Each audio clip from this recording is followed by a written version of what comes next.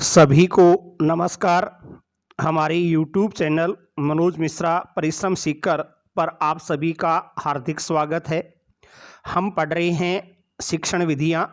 शिक्षण विधियों के अंतर्गत व्याकरण शिक्षण के बारे में हम यहाँ पढ़ने जा रहे हैं। व्याकरण शिक्षण से संबंधित अभी तक 3 भाग हम पढ़ चुके हैं। पहले भाग में हमने व्याकरण से संबंधित सामान्य जानकारियों को पढ़ा था। दूसरे भाग में हमने व्याकरण शिक्षण की 3 विधियाँ, जो मुख्य विधियाँ हैं, आगमन विधि, निगमन विधि और दोनों का मिला जुला रूप आगमन निगमन विधि, इनके बारे में पढ़ा।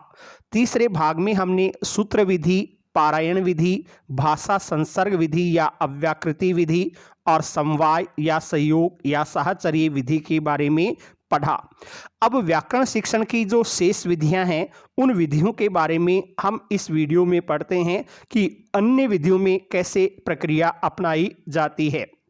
तो अगली विधि हम लेते हैं अर्थावबोधन विधि या वाद विवाद विधि। देखिए, अर्थावबोधन शब्द कैसे बना है, इसका हम संधि विच्छेद करें तो ये शब्द जो है वो अर्थ प्लस अवबोधन के योग से बना है। अर्थ प्लस अवबोधन के योग से अर्थावबोधन शब्द बना है। अब यहाँ पर हम देखें तो अवबोधन का शाब्दिक अर्थ क्या होता है, अवबोधन किसे कहा जाता है? तो अवबोधन का शाब्दिक अर्थ होता है समझना। अवबोधन का शाब्दिक अर्थ जो होगा वो अर्थ होता है समझना, यानी समझ करके व्याकरण सीखना ही अर्थावबोधन विधि कहलाती है। जैसे पिछली विधियों में हमने सूत्र विधि, पारायण विधि आदि के बारे में पढ़ा था कि इन विधियों में रटने पर अधिक बल दिया जाता है, लेकिन अर्थावबोधन विधि है वो रटने की अपेक्षा समझने पर अधिक बल देने वाली विधि है। इसमें शिक्षक रटने के अपेक्षा बच्चों को पहले सूत्र आदि का सही अर्थ समझाता है और सही अर्थ समझ करके बालक व्याकरण का व्यावहारिक ज्ञान प्राप्त करते हैं, तो वह विधि अर्थावबोधन विधि कहलाती है। इस विधि को वाद विवाद विधि के नाम से भी पुकारते हैं। वाद विवाद क्यों कहते हैं कि यदि मान लीजिए समझ करके हमने कोई ज्ञान प्राप्त किया है, केवल रटा नहीं है, रटने के बजाय समझ करके ज्ञान प्राप्त किया है, तो हम किसी के भी सामने अपने सही तर्क प्रस्तुत कर सकते हैं। हम अपने तर्क प्रस्तुत करेंगे तो सामने वाला निरुत्तर सा हो जाता है और निरुत्तर होने से हम किसी भी प्रकार से अपने ज्ञान को आगे बढ़ा सकते हैं। तो वाद विवाद कहीं पर भी होता है, उसमें समझ विकसित होने पर ही हम वाद विवाद में भाग ले सकते हैं, इसलिए ये वाद विवाद विधि के नाम से भी जानी जाती है। तो देखिए क्या है अर्थावबोधन विधि या वाद विवाद विधि। पहले अवबोधन शब्द को देखें तो अवबोधन का शाब्दिक अर्थ होता है समझना, अर्थात इस विधि में बालक सूत्रों को रटने की अपेक्षा उनके सही अर्थ को समझने का प्रयास करता है। बालक सूत्रों को रटता नहीं है, उनका सही अर्थ क्या है उस अर्थ को समझने का प्रयास करता है और उसका व्यावहारिक जीवन में उपयोग करता है। कई बार बच्चे के सामने ये समस्या आ जाती है कि वह अर्थ को समझ नहीं पा रहा कि वास्तव में सही अर्थ क्या है, तो उस स्थिति में बालक क्या करेगा? तो कोई अर्थ समझ में नहीं आने पर वह अपने साथियों से अथवा अपने शिक्षक से परिचर्चा कर सकता है। और समझ में नहीं आ रहा है तो समझ को विकसित करने के लिए हम अपने साथियों के साथ भी परिचर्चा कर सकते हैं और अथवा शिक्षकों के साथ भी परिचर्चा कर सकते हैं। परिचर्चा ही एक तरह से वाद विवाद है। ये कैसे हुआ, क्यों हुआ, इस प्रकार के तर्क प्रस्तुत किए जाते हैं, इसीलिए इसको अर्थावबोधन या वाद विवाद विधि के नाम से जाना जाता है। इस विधि से लाभ क्या है? तो इस विधि के प्रयोग से बालकों की तर्क शक्ति का और उनकी चिंतन शक्ति का विकास होता है। बालकों में तर्क करने की शक्ति आती है, उनको चिंतन करने की शक्ति प्राप्त होती है। इस तरीके से तर्क, चिंतन और समझ को विकसित करने वाली विधि है अर्थावबोधन या वाद विवाद विधि। इस अर्थावबोधन विधि के पक्ष में प्राचीन विद्वानों ने भी कुछ बातें कही हैं, लिखी हैं। इनमें से हम एक महर्षि यास्क को लेते हैं। महर्षि यास्क जिन्होंने निरुक्त नामक एक ग्रंथ लिखा था, उस निरुक्त ग्रंथ में इन्होंने क्या किया था, अर्थ को समझने के लिए शब्दों का स्पष्टीकरण किया कि अर्थ समझ में आ जाए तो शब्दों के सही सही स्पष्टीकरण को उन्होंने लिखा। इस तरीके से उन्होंने अपने निरुक्त ग्रंथ में अर्थावबोधन पर अधिक बल दिया। पतंजलि जो कि मुख्यतः आगमन विधि का प्रयोग करने वाले विद्वान हैं, निगमन का समर्थन करते हुए आगमन की ओर वे बढ़े हैं। अब देखते हैं इन्होंने क्या किया था, किस प्रकार से इन्होंने इसका प्रयोग किया था। इन्होंने भी हालांकि एक तरह से सूत्रों आदि को रटने कंठस्थ के ऊपर जोर दिया था, लेकिन फिर भी उन्होंने कहा, क्या कहा, पतंजलि के द्वारा भी अर्थ को समझकर कंठस्थीकरण करने पर बल दिया गया कि पहले हमें अर्थ को समझना है, अर्थ को समझने के बाद में अगर कंठस्थ करते हैं तो वह ज्ञान और भी अधिक लाभदायक हो सकता है। तो ये विधि अर्थ को समझ करके फिर ज्ञान को प्राप्त करने की विधि है। महर्षि पाणिनि जिन्होंने ज़्यादातर सूत्र विधि निगमन विधि के ऊपर सूत्र विधि निगमन विधि के ऊपर ही अधिक बल दिया था, उन्होंने भी अर्थावबोधन के संबंध में कुछ बातें लिखी हैं। क्या बातें आती हैं, तो पाणिनि ने भी अनेक ऐसे शब्दों का प्रयोग किया है जो अर्थावबोधन से संबंधित हैं। वो कौन कौन से शब्द हैं? प्राक कथन, भाषण, सम्यक बोध, प्रतिश्रवण और जिज्ञासा वृत्ति। प्राक कथन क्या है? देखिए, प्राक कथन आप कई पुस्तकें पढ़ते होंगे। पुस्तकों के आरंभ में लेखक के विचार लिखे हुए आते हैं। लेखक उस पुस्तक के बारे में कुछ लिखता है, ज़्यादातर वही प्राक कथन अपने सामने आता है। प्राक यानी पहले लिखा गया कथन। मान लीजिए यदि हम केवल रटेंगे तो रटा रटाया ज्ञान होने पर उस पुस्तक के बारे में लेखक पहले कुछ नहीं लिख सकता है, लेकिन यदि उसकी समझ विकसित होगी तो समझ विकसित होने पर ही वह अपने आगे के ज्ञान के बारे में, उस पुस्तक के बारे में कुछ न कुछ लिख सकता है। तो प्राक कथन क्या है?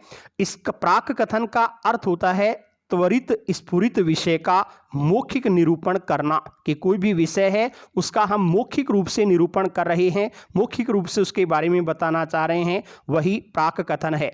और ये प्राक कथन तभी संभव होता है जब छात्र विषय को पूर्णतया समझ लेता है। यदि हम पूर्णतः समझ विकसित कर लेते हैं तो ही प्राक कथन लिखने में, बोलने में सक्षम हो सकते हैं। दूसरा है भाषण। हमें किसी के सामने बोलना है, भाषण देना है, तो भाषण का मतलब क्या है? तो किसी भी विषय का सम्यक रूप से स्पष्टीकरण करना ही भाषण कहलाता है। और वो भाषण कला भी समझ से ही विकसित होती है, अवबोधन से ही विकसित हो सकती है। रटी रटाई चीज से कभी भाषण नहीं दिया जा सकता। तीसरा शब्द है सम्यक बोध, कि विषय वस्तु का पूर्ण रूप से अर्थ सहित ज्ञान प्रदान करना सम्यक बोध कहलाता है। कोई भी विषय वस्तु है उसका पूर्ण रूप से हम अर्थ सहित ज्ञान प्रदान करते हैं, वही सम्यक बोध है। प्रतिश्रवण क्या है? कोई भी ज्ञान चर्चा हम कर रहे हैं, उस ज्ञान चर्चा को सुनना या सुनाना ही प्रतिश्रवण कहलाता है, और वो भी समझ से ही विकसित हो सकती है। और एक है जिज्ञासा वृत्ति। जिज्ञासा वृत्ति क्या होती है?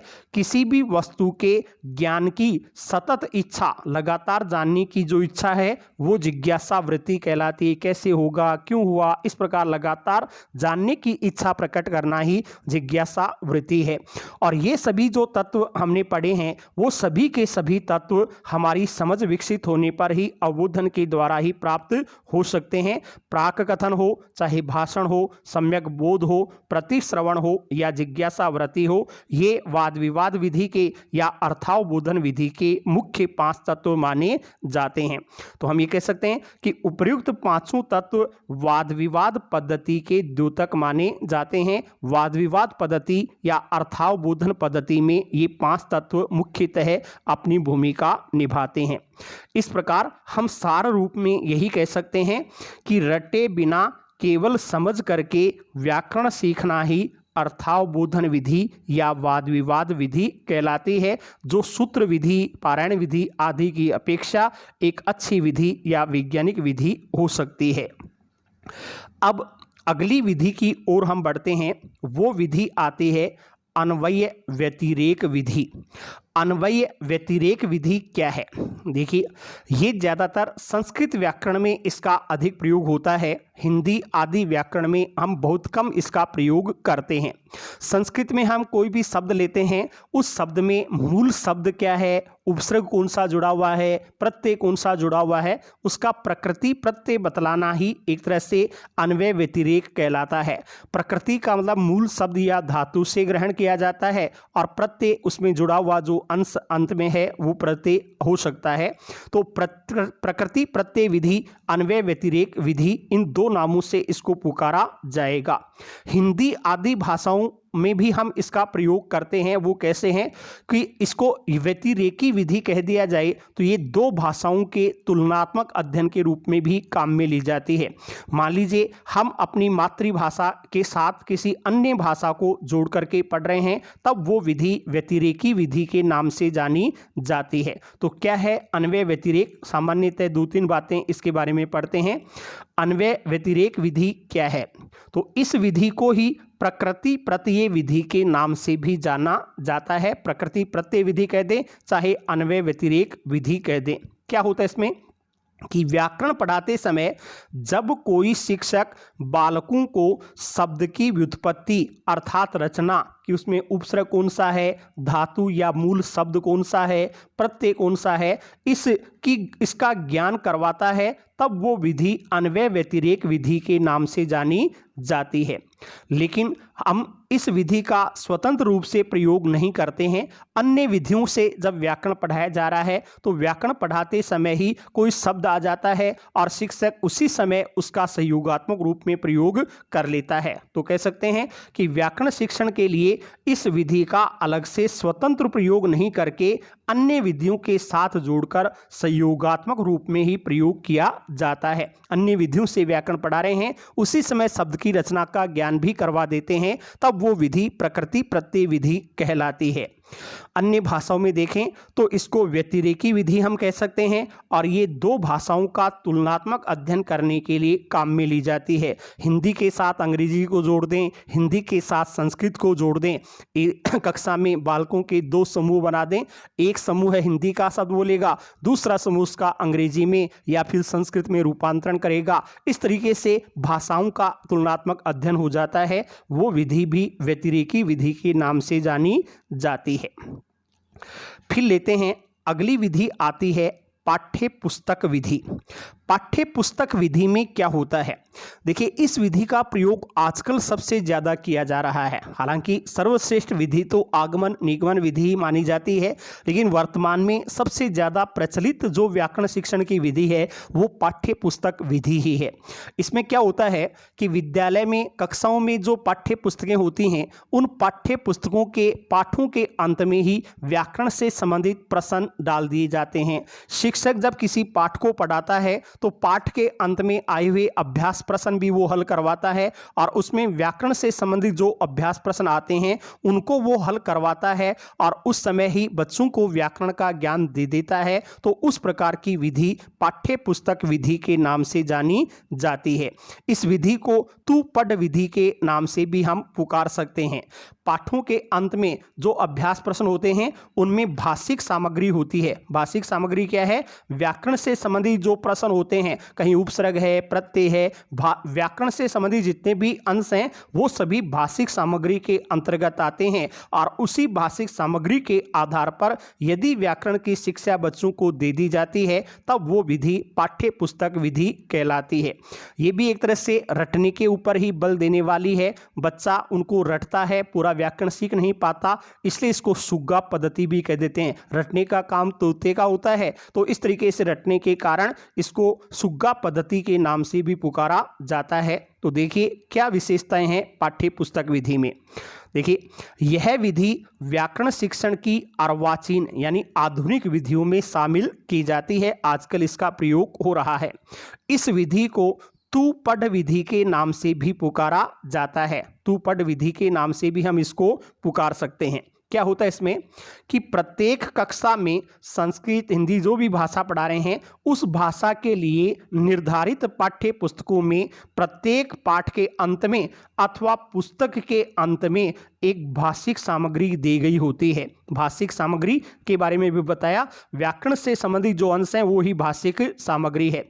इस भाषिक सामग्री में व्याकरण से संबंधित बिंदु के उपसर्ग, प्रत्यय, शब्द रूप, धातु रूप इत्यादि से संबंधित प्रश्न दे दिए जाते हैं। जो भी व्याकरण है उससे संबंधित अंश पर आधारित प्रश्न है वो ही भाषिक सामग्री है। जब कोई शिक्षक उक्त भाषिक सामग्री के आधार पर व्याकरण का ज्ञान करवाता है तब वो विधि पाठ्य पुस्तक विधि के नाम से जानी जाती है। शिक्षक ने पाठ पढ़ा दिया, पाठ पढ़ाने के बाद अभ्यास प्रश्न वो करवा रहा है, उस समय व्याकरण के प्रश्न आ गए हैं, उन व्याकरण के प्रश्नों के आधार पर वह बच्चों को व्याकरण पढ़ाता है, तब वो विधि पाठ्य पुस्तक विधि के नाम से जानी जाती है। क्या होता है इसमें, इस विधि के प्रयोग से बालकों को संपूर्ण व्याकरण का ज्ञान प्राप्त नहीं होकर सीमित ज्ञान ही प्राप्त होता है। जो प्रश्न आया है शिक्षक केवल उसी के आधार पर ज्ञान प्रदान करता है, पूरा व्याकरण उनको नहीं पढ़ाता। इससे यह सीमित ज्ञान प्रदान करने वाली विधि है, जिसके कारण सीमित ज्ञान देने के कारण क्या होगा, यह विधि भी व्याकरण शिक्षण के लिए अधिक उपयुक्त नहीं मानी जाती है।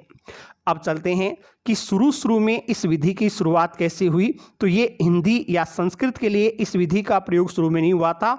आरंभ में इस विधि का प्रयोग अंग्रेजी व्याकरण शिक्षण के लिए किया गया था। शुरू में अंग्रेजी व्याकरण में इसका प्रयोग हुआ, फिर उससे इसको संस्कृत में और संस्कृत से हिंदी में ले लिया गया।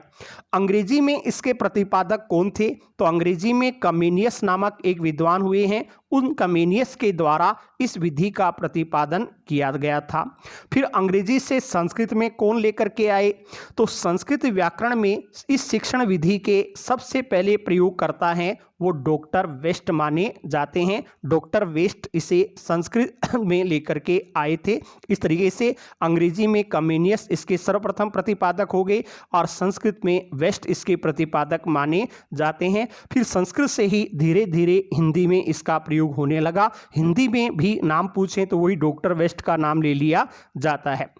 ये विधि क्या है, इसका दोष क्या है, तो इस विधि में रटने पर अधिक बल दिया जाता है। ये विधि रटने पर अधिक बल देती है और रटने पर बल देने के कारण इसको सुग्गा प्रणाली के नाम से पुकार दिया जाता है। ये विधि सुग्गा प्रणाली के नाम से विकसित है। फिर बढ़ते हैं व्याख्या विधि। अगली विधि अपने सामने आती है व्याख्या विधि के नाम से। ये एक ऐसी विधि है जो केवल व्याकरण शिक्षण के लिए ही नहीं अपितु गद्य शिक्षण, पद्य शिक्षण, नाटक शिक्षण, इन हर प्रकार के शिक्षण में हम व्याख्या विधि का प्रयोग करते हैं। शिक्षकों के लिए ये विधि बहुत ही अच्छी विधि है, तो ज़्यादातर शिक्षक हर जगह इस विधि का प्रयोग करना चाहते हैं। चाहे व्याकरण पढ़ाना हो, गद्य पाठ पढ़ाना हो, पद्य पाठ पढ़ाना हो, नाटक पढ़ाना हो, हर जगह वे इस व्याख्या विधि का प्रयोग करते हुए दिखाई देते हैं। क्या होता है व्याख्या में कि शिक्षक कक्षा में आता है, आते ही अपना भाषण शुरू कर देता है। जो भी विषय वस्तु शिक्षक को पढ़ानी है उस विषय वस्तु से संबंधित भाषण प्रवचन वह कक्षा में शुरू कर देता है। छात्र ध्यानपूर्वक उस प्रवचन को, भाषण को सुनते रहते हैं और इस प्रकार से अपनी पूरी विषय वस्तु को बताने के बाद शिक्षक कक्षा से चला जाता है। तो ऐसी जो विधि है उस विधि को हम व्याख्या विधि के नाम से, व्याख्यान विधि के नाम से या प्रवचन विधि के नाम से जानते हैं। देखिए इसमें क्या दो तीन चीजें हैं। मुख्य रूप से शिक्षक ही इसमें सर्वे सर्वा होता है, छात्र केवल श्रोता बने रहते हैं। तो शिक्षक ही सब कुछ होने के कारण इस विधि को, व्याख्या विधि को हम शिक्षक केंद्रित विधि, अध्यापक केंद्रित विधि के नाम से भी पुकारते हैं। शिक्षक के लिए ये फायदे का सौदा है। वो कैसे कि शिक्षक आते ही अपना भाषण शुरू करता है और कम समय में बहुत अधिक विषय वस्तु वो छात्रों के सामने प्रस्तुत कर देता है, जिससे उसका पाठ्यक्रम समय पर पूरा हो जाता है। एक दूसरा फायदा इसका कि एक ही समय पर बहुत अधिक संख्या में छात्रों को पढ़ाया जा सकता है। लेकिन छात्रों के हिसाब से देखें तो ये विधि अच्छी नहीं मानी जाती है। छात्र इसमें केवल निष्क्रिय श्रोता बन जाता है, सुनता रहता है और सुनकर के हाँ में हाँ भी वो मिला नहीं सकता, सुनकर के एक मूक दर्शक की भांति बैठा रहता है। तो देखिए क्या है व्याख्यान विधि, व्याख्या विधि। व्याख्या विधि को व्याख्यान विधि के नाम से भी पुकारा जाता है। व्याख्या विधि कहो चाहे व्याख्यान विधि कहो, एक ही बात है। इस विधि में शिक्षक भाषण या वाचन के माध्यम से अपना शिक्षण कार्य करवाता है, जिसके कारण इसे प्रवचन विधि के नाम से भी पुकारते हैं। व्याख्या विधि, भाषण विधि, व्याख्यान विधि, प्रवचन विधि, ये कई नाम इसके हो सकते हैं। इसमें शिक्षक कक्ष में आते ही अपनी विषय वस्तु से संबंधित भाषण देना आरंभ कर देता है और छात्र उसे ध्यानपूर्वक सुनते रहते हैं। शिक्षक भाषण देगा, छात्र ध्यानपूर्वक सुनेंगे। इस विधि में शिक्षक ही शिक्षण का केंद्र बिंदु होता है। व्याख्या विधि में केंद्र बिंदु कौन है? शिक्षक ही सब कुछ है, तो शिक्षक ही शिक्षण का केंद्र बिंदु होता है, जिसके कारण इस विधि को हम शिक्षक केंद्रित विधि या अध्यापक केंद्रित विधि के नाम से भी पुकारते हैं। शिक्षक के दृष्टिकोण से, शिक्षक जो होता है वो कैसे करता है, तो हम कह सकते हैं शिक्षक के दृष्टिकोण से यह एक श्रेष्ठ विधि मानी जाती है, क्योंकि इस विधि में शिक्षक कम समय में अधिक विषय वस्तु पढ़ा देता है, साथ ही अधिक संख्या में छात्रों को एक साथ शिक्षण कार्य करवा सकता है। 300-400 छात्रों की क्लास को भी व्याख्या के द्वारा शिक्षक आसानी से पढ़ा सकता है। लेकिन छात्रों के दृष्टिकोण से देखा जाए तो छात्रों के दृष्टिकोण से व्याख्या विधि अच्छी नहीं मानी जाती, क्योंकि इस विधि में वे निष्क्रिय श्रोता मात्र बन करके रह जाते हैं, वे निष्क्रिय रहते हैं, सुनते रहते हैं। बाइनिंग एंड बाइनिंग नामक एक विद्वान हुए हैं, उन्होंने क्या लिखा है? बाइनिंग एंड बाइनिंग महोदय के अनुसार उच्च स्तर पर शिक्षण करवाने के लिए, चाहे वो गद्य का शिक्षण हो, पद्य शिक्षण हो, व्याकरण शिक्षण हो, तो उच्च स्तर पर शिक्षण के लिए यह सर्वाधिक उपयोगी विधि मानी गई है। तो कभी पूछा जाए कि बाइनिंग के अनुसार, बाइनिंग एंड बाइनिंग के अनुसार उच्च स्तर पर शिक्षण के लिए कौन सी विधि सर्वाधिक उपयुक्त है, उपयोगी है, तो वो विधि है व्याख्या विधि, व्याख्यान विधि। जब हम इस विधि का प्रयोग करते हैं तो व्याख्या विधि का प्रयोग करते समय शिक्षक को कितने चरणों से गुजरना पड़ता है, तो इसमें भी दो प्रकार के उत्तर हैं। यदि व्याकरण शिक्षण आता है कि व्याकरण शिक्षण में व्याख्या के कितने चरण हैं, तो 4 चरण माने गए हैं। व्याकरण में 4 चरण कौन कौन से होते हैं? एक चरण चर्चा के नाम से आता है, एक उदाहरण के नाम से आता है, एक प्रत्यु उदाहरण कहलाता है, तो एक वाक्य अध्याहार के नाम से जाना जाता है। व्याकरण में इसके 4 चरण काम में लिए जाते हैं, लेकिन गद्य शिक्षण, पद्य शिक्षण आदि का प्रयोग करते हैं तो वहां इसके चरणों की संख्या 5 हो जाती है, उनको हम अलग से पढ़ेंगे। पहले व्याकरण शिक्षण के समय कितने चरण हैं, तो व्याकरण शिक्षण में इस विधि का प्रयोग करते समय शिक्षक को 4 चरणों से गुजरना पड़ता है। 4 चरण कौन से हैं? सबसे पहला चरण है चर्चा। व्याख्या विधि का व्याकरण में पहला चरण है चर्चा। चर्चा में क्या होता है? इसके अंतर्गत शिक्षक जो सूत्र पढ़ा रहा है उस सूत्र का या तो विग्रह विश्लेषण कर देता है। कोई भी सूत्र हम पढ़ा रहे हैं उसका एक तरह से पूरा विच्छेद करके छात्रों के सामने रखते हैं। जैसे मान लीजिए अयादी संधि का एक सूत्र है एचो अय वा यावह, एचो अय वा यावह। इस सूत्र का हम विच्छेद करते हैं, विग्रह करते हैं। एच है अय आव आय आवह, एचो ऐच है अय अव आय आवह, ये इसका विच्छेद हो गया। फिर इसमें एच है से क्या तात्पर्य है? एच का मतलब है एच प्रत्याहार, जिसमें ए ओ आई औ ये स्वर आ जाते हैं। फिर हम इसकी व्याख्या कर देंगे उनके सामने ही एक तरह से कि मान लीजिए अपने पास कहीं संधि करनी है, संधि में पूर्व पद के अंत में यानी पहले ए ओ आई औ ये स्वर होते हैं और वो आगे कोई भी समान या असमान स्वर आते हैं और वहाँ संधि करने के लिए कहा जाए तो कैसे करेंगे? अगर ए है तो उसकी जगह अय कर दो, ओ है तो औ कर दो, ऐ है तो आय कर दो, औ है तो आव कर दो, वो संधि ही अयादी संधि हो जाती है। ऐसी बात बताना ही चर्चा होगी।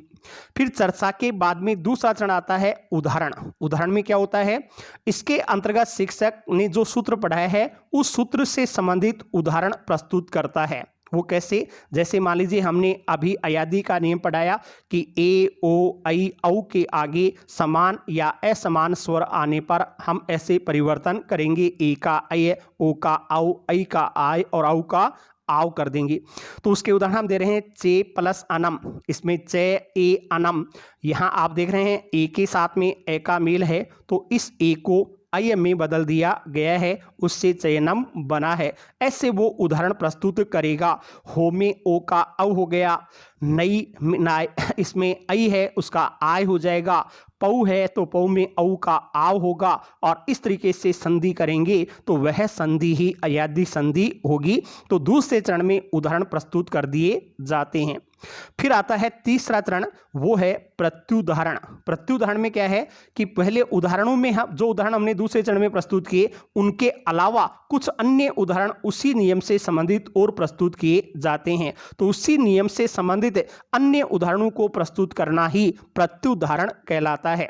ऊपर कहा था चे प्लस अनम, वैसे कह दिया ने प्लस अनम कि ए का ऐ हो गया। फिर हो प्लस अनम की जगह आ गया पो प्लस अनम, इसमें भी ओ का औ हो रहा है। नई प्लस अकह की जगह आ गया गई प्लस अकह है तो ऐ का आय हो गया। ऐसे अन्य उदाहरण और दिए जाते हैं, वो प्रत्युदाहरण कहलाते हैं।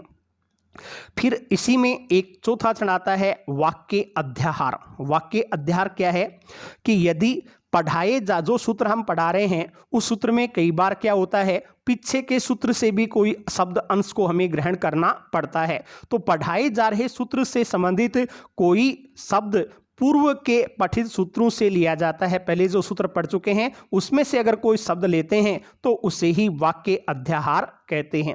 जैसे यदि आपने व्यंजन संधि हल संधि को पढ़ा हो तो हल संधि में पहले हम सचुत्व संधि को पढ़ते हैं जिसका सूत्र है स्तोह स्तुनाश्चु, ये सूत्र है। उसके बाद में सटुत्व संधि आती है, उसमें सूत्र बना दिया सटुनाष्टु। अब यहाँ ये पूरा सूत्र नहीं है, इस सूत्र में हमें सचुत्व वाले स्तोह पद की आवश्यकता पड़ती है। स्तोह का प्रयोग करने के बाद ही ये पूरा सूत्र स्तोह स्तुनाष्टु इस तरीके से बनता है कि स तैवर्ग के आगे मूर्धन्य स या टैवर्ग हो तो सटुत्व संधि हो जाती है। तो इस तरीके से पिछले सूत्र से स्तोह स्तुनाष्टु से हमने यहाँ स्तोह ले लिया और पूरा सूत्र स्तोह स्तुनाष्टु बनाया। इस प्रकार की स्थिति को वाक्य अध्याहार के नाम से पुकारा जाता है। तो पूछ लिया जाए कभी कि व्याकरण शिक्षण में व्याख्या विधि के कितने चरण हैं, तो 4 चरण माने जाते हैं, चर्चा, उदाहरण, प्रत्युदाहरण और वाक्य अध्याहार। अब चलते हैं व्याकरण के अलावा अन्य प्रकार के शिक्षण करने हो तो क्या करें। तो व्याकरण के अलावा गद्य शिक्षण, पद्य शिक्षण आदि में व्याख्या विधि, व्याख्यान विधि के कितने चरण हैं, तो व्याकरण शिक्षण के अलावा गद्य शिक्षण, पद्य शिक्षण, नाटक शिक्षण इत्यादि में भी हम व्याख्या विधि का प्रयोग करते हैं। वहाँ इस विधि का प्रयोग करते समय 5 चरण काम में लेने पड़ते हैं, 5 चरण काम में आते हैं। कौन कौन से होते हैं 5 चरण? पहला, प्रकरण या विषय वस्तु का निर्धारण करना कि कौन सा प्रकरण हमें छात्रों को पढ़ाना है, उसका शिक्षक निर्धारण करता है। फिर अपनी व्याख्या की वो योजना बनाता है कि मैं कैसे उसकी व्याख्या करूँगा। व्याख्या में वो किन चीज़ों पर ध्यान देता है? पहले पूर्व ज्ञान का निर्धारण कि बच्चा पहले से क्या जानता होगा, पूर्व कक्षा का स्तर क्या है उसका, उसके बारे में वो निर्धारित करता है। फिर जो पाठ पढ़ाने जा रहा है उसके उद्देश्य क्या हैं, उन उद्देश्यों का निर्धारण करता है। फिर विषय वस्तु को वो किस प्रकार से प्रस्तुत करेगा, उसका सही क्रम क्या है, उसकी रूपरेखा बना लेता है। फिर विषय वस्तु के लिए प्रस्तुत करते समय क्या उदाहरण बीच में वो लेगा, उन उदाहरणों का स्थान कहाँ होगा, इनका भी वो पहले से निर्धारण कर लेता है। यही उसकी व्याख्या की योजना हो जाती है।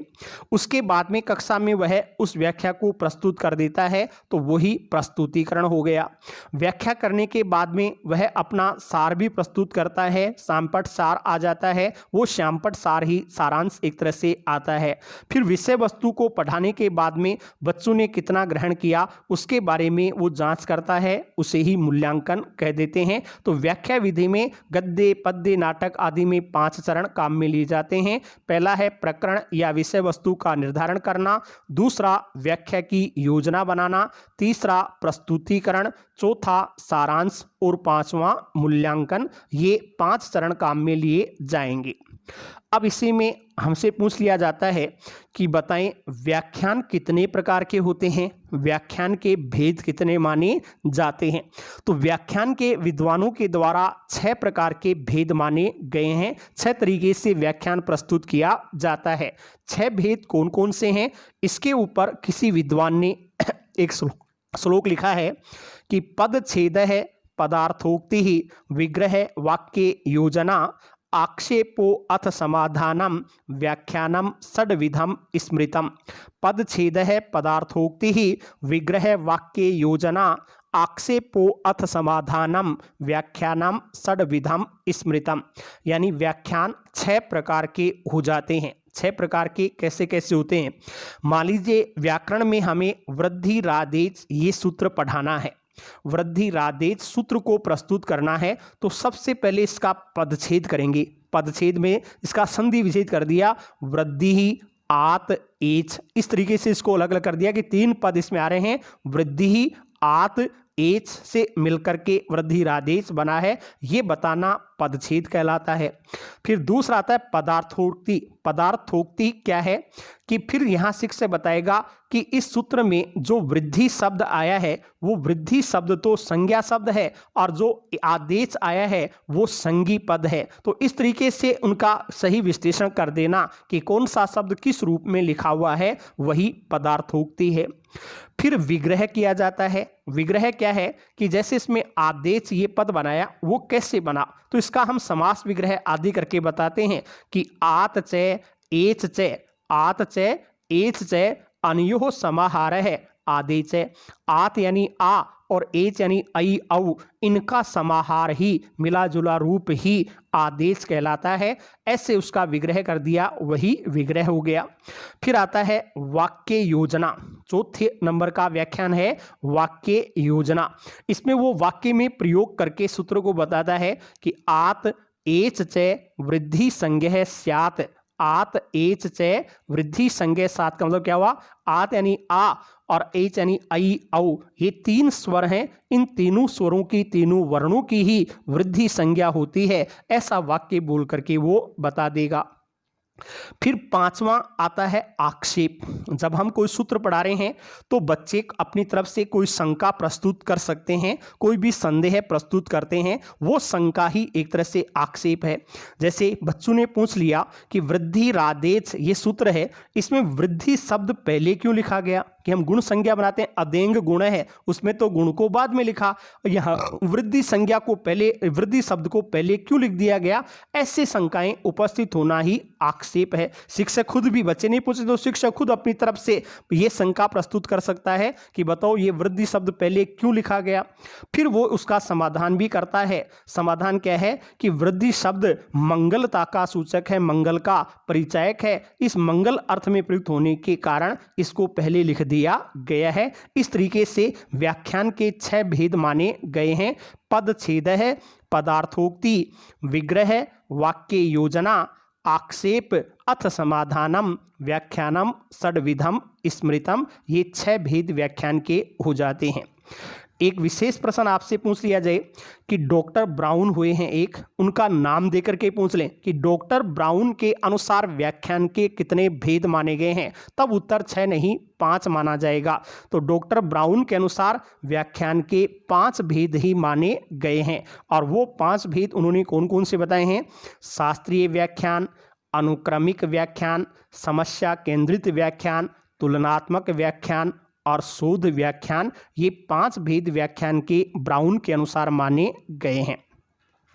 अब इसमें, इस विधि में गुण क्या हैं, दोष क्या हैं, तो ये सारी बातें हालांकि शुरू में अपने पास में आ चुकी हैं, उन्हीं को हम देखते हैं कि व्याख्यान विधि के पहले गुण लाभ क्या हो सकते हैं। तो देखिए, शिक्षक के लिए विधि सुविधाजनक है, क्यों है? क्योंकि शिक्षक कक्षा में आते ही व्याख्यान देने लगता है और व्याख्यान पूरा करके कक्षा से चला जाता है। छात्रों के ऊपर वो इतना गौर नहीं करता, कक्षा में आया, पढ़ाया, चला गया। तो शिक्षक के लिए अच्छी होगी, सुविधाजनक होगी। उसका पाठ्यक्रम भी सरलता से और समय पर पूर्ण हो जाता है, ये भी इसका एक लाभ है। वो अधिक छात्रों को एक साथ शिक्षण करवा सकता है, 300, 400, 500 को एक साथ पढ़ा देगा, तो वो भी उसका शिक्षक के लिए एक लाभ हो गया। शिक्षक के समय की, श्रम की, धन की बचत होती है, तो ये भी इसका एक शिक्षक के दृष्टिकोण से लाभ माना जा सकता है। फिर इसके दोष क्या हैं? तो दोषों में देखें, इस विधि का प्रयोग केवल हम उच्च कक्षाओं में ही कर सकते हैं। नीचे प्राथमिक, उच्च प्राथमिक स्तर पर यदि हम व्याख्या विधि का प्रयोग करेंगे तो उतनी सफल नहीं हो सकती, तो उच्च कक्षाओं में ही प्रयोग हो सकता है, छोटे बच्चों पर इसका प्रयोग नहीं किया जा सकता। यह इसका एक दोष है। इसमें देखें तो अगली चीज आती है कि कमजोर छात्रों के लिए उपयुक्त नहीं है। दूसरे वाले को हटा देंगे, लाभ में गलती से यहां लिखा गया है कि यह विधि क्या है, कमजोर छात्रों के लिए उपयुक्त नहीं है। होशियार छात्र तो आसानी से तथ्य को ग्रहण कर लेते हैं, लेकिन कमजोर छात्र इस विधि से सफल नहीं हो सकते।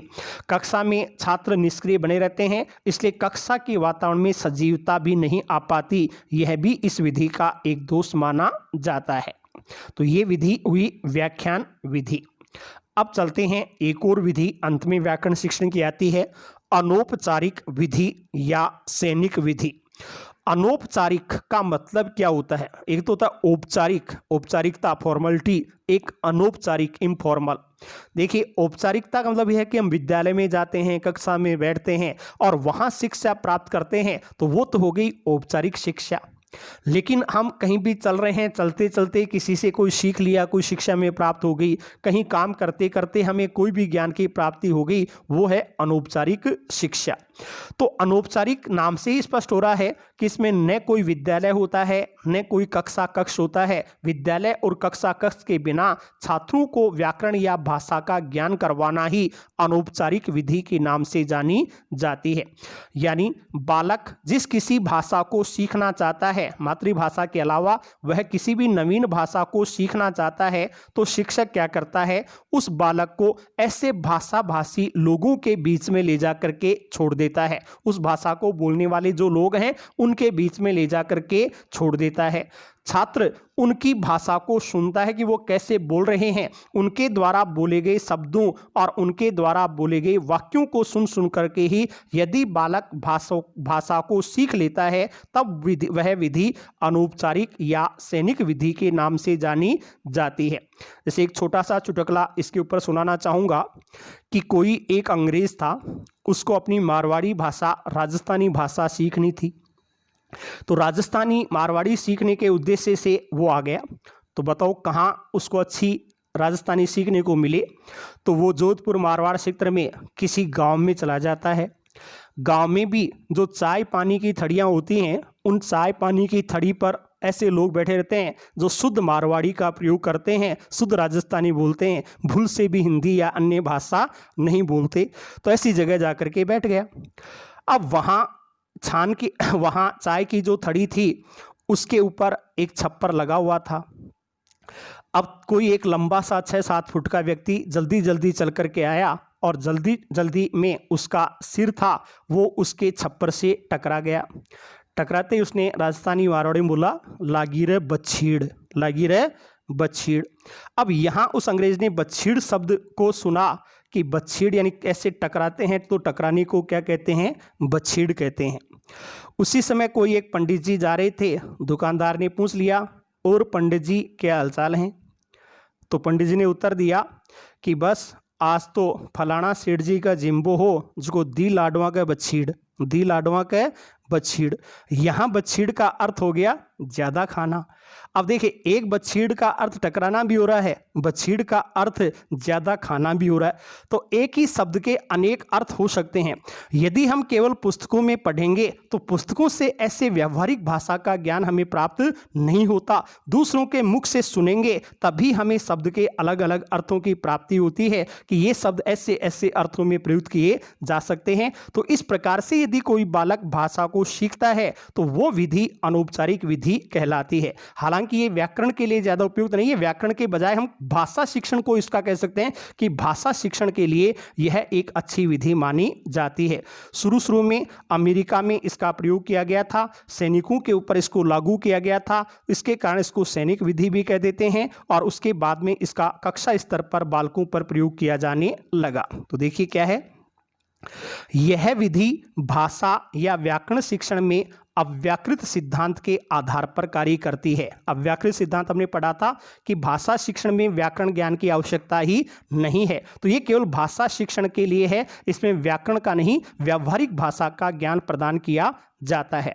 इस विधि के अंतर्गत विद्यालय कक्ष में व्याकरण का ज्ञान नहीं दिया जाता, न कोई विद्यालय होता है न कोई कक्ष होता है। तो फिर क्या होता है, बालक जिस भाषा को सीखना चाहता है उसे उस भाषा भाषी लोगों के बीच ले जाकर के छोड़ दिया जाता है। जो भी बालक जिस नई भाषा को सीखना चाहता है मातृभाषा के अलावा, तो उसे उस भाषा भाषी लोगों के बीच में ले जाकर के छोड़ दिया जाता है।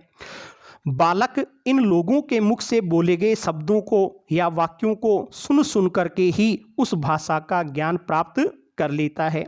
इस प्रकार सुन करके ज्ञान प्राप्त करेगा तो क्या होगा, इस विधि के प्रयोग से बालकों को भाषा का व्यावहारिक ज्ञान प्राप्त हो जाता है। शिक्षा के क्षेत्र में यह विधि कहाँ से आई, तो हम देखते हैं शिक्षा के क्षेत्र में इस विधि का सर्वप्रथम प्रयोग दूसरे विश्व युद्ध के दौरान अमेरिका के 4 शिक्षाविद थे। एक हैं ब्लूमफील्ड, पेंज, बोज व सपीर। 4 विद्वान हैं, ब्लूमफील्ड, पेंज, बोज व सपीर। इन 4 विद्वानों के द्वारा, शिक्षाविदों के द्वारा अमेरिका के सैनिकों को अन्य देशों की भाषा सिखाने के लिए इस विधि का प्रयोग किया गया था कि वो दूसरे देश में जाएंगे तो वहाँ के लोगों की भाषा कैसे सीख पाएंगे, उस स्तर पर इसका प्रयोग किया गया था, जिसके कारण इसको सैनिक विधि कह देते हैं। वास्तविकता में देखें तो यह विधि व्याकरण शिक्षण की नहीं, एक तरह से पूरी भाषा शिक्षण की विधि मानी जा सकती है, क्योंकि इसमें भाषाई कौशलों का ही अधिक विकास होता है। तो ये भाषा शिक्षण के लिए मानी जाने वाली विधि है, अनौपचारिक या सैनिक विधि। इसी को हम संघटना विधि भी कह देते हैं। सुनकर के सीखते हैं तो श्रव्य भाषी विधि भी कह सकते हैं, या भाषा वैज्ञानिक विधि भी इसको कहा जा सकता है, क्योंकि इसमें व्यावहारिक ज्ञान की प्राप्ति बच्चों को होती है। लेकिन श्रेष्ठता के हिसाब से पूछें तो आपका उत्तर वही होगा, व्याकरण शिक्षण के लिए सर्वश्रेष्ठ विधि है वो आगमन निगमन विधि ही मानी जाती है। इसको हम व्यावहारिक विधि के तौर पर काम में ले सकते हैं। तो यह हमारा व्याकरण शिक्षण था, जिसमें हमने व्याकरण से संबंधित सभी बातों को पढ़ा। ये शिक्षण विधियाँ आपको हिंदी संस्कृत दोनों भाषाओं में समान रूप से उपयोगी हैं, दोनों में इनसे संबंधित प्रश्न किए जा सकते हैं। अगले वीडियो में हम आपके सामने लेकर के आएंगे गद्य शिक्षण और गद्य शिक्षण की विधियां। बहुत बहुत धन्यवाद।